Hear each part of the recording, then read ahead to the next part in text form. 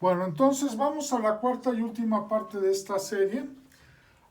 Aquí tenemos una expresión para la intensidad de corriente en un circuito como función del valor de la resistencia en un potenciómetro cuando el circuito es alimentado por una fuente de voltaje en corriente directa con voltaje V constante y consta de un diodo emisor de luz con una resistencia fija RL y esto en serie con un potenciómetro con una resistencia variable R. Entonces, a medida que yo cambio la R, la resistencia del potenciómetro, la intensidad de corriente en el circuito va a cambiar de esta manera. Tenemos arriba una constante y abajo una función lineal afín de la resistencia variable. Habíamos visto la vez pasada que, en la tercera parte, que esto era una función esencialmente inversamente proporcional a R, nada más que estaba desplazada hacia la izquierda la gráfica, o sea, teníamos una hipérbola, pero con la asíntota vertical desplazada hacia la izquierda. Y eso lo que iba a provocar era una gráfica parecida a esta, donde había una intensidad máxima de corriente y cero la llamábamos, que correspondía a el valor cuando la resistencia del potenciómetro era cero, y a partir de ahí decae. Es una función monótonamente decreciente de la resistencia variable. Cuando esta función la elevamos al cuadrado, vamos a obtener ahora la intensidad de corriente al cuadrado. Sigue siendo función de la resistencia del potenciómetro. Ambos lados se ven elevados al cuadrado.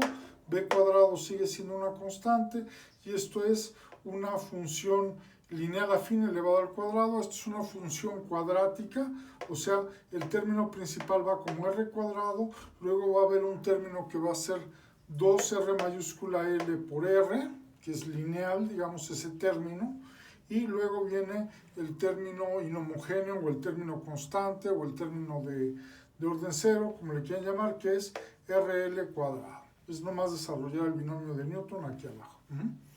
¿Eso qué va a hacer?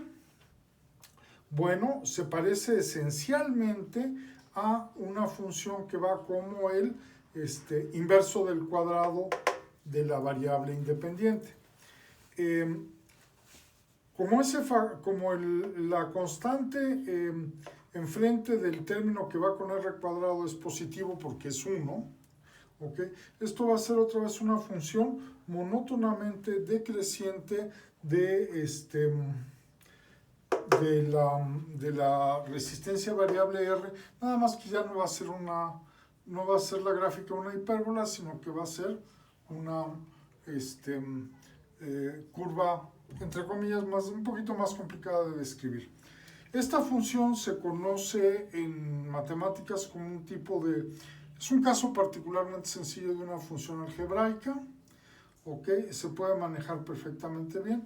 El resultado fundamentalmente es ¿no? O sea, ¿qué nos está diciendo esta gráfica? Esta gráfica nos está diciendo, mira, el calor de Joule disipado. ¿Disipado dónde? Por cierto, porque estamos aquí tomando aquí lo que hicimos fue multiplicar la I cuadrada, que tiene esa forma que digo. Estamos multiplicando la I cuadrada por una constante positiva. No cambia esencialmente la forma de la gráfica.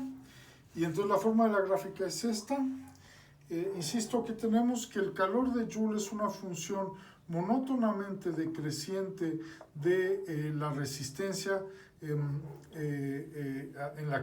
a la que se fija el potenciómetro, y por lo tanto va a tener un valor máximo QL0, el calor disipado en el LED. ¿Por qué es el calor disipado en el LED, por cierto? Porque estamos multiplicando por la resistencia del LED, o sea, del diodo emisor de luz. Y decíamos, entonces es una función inversamente proporcional al cuadrado de la distancia, es una función monótonamente desde la distancia. De la resistencia, ¿verdad? Va a tener esta forma y va a tener un máximo en QL0, que es cuando la resistencia en el potenciómetro la bajo hasta 0. Entonces me queda este valor para QL0. ¿Esto qué me está diciendo? Que el máximo calor de Joule disipado posible es y se alcanza cuando la resistencia del potenciómetro se fija a 0, y a partir de ahí voy a poder ir bajando el brillo, ¿verdad?, en el diodo emisor de luz hasta acercarlo tanto como yo quiera a un calor 0, lo cual implica que ya no va a haber brillo, ¿no?, que va a dejar de brillar.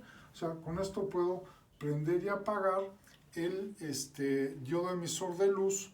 Entonces este potenciómetro está funcionando ahí como un aparato que me permite regular el brillo de un foco. ¿Okay? Y ese es el contenido de esta serie de videos, que lo que hacen es ser un complemento de la parte experimental. Entonces me despido hasta la próxima serie de videos.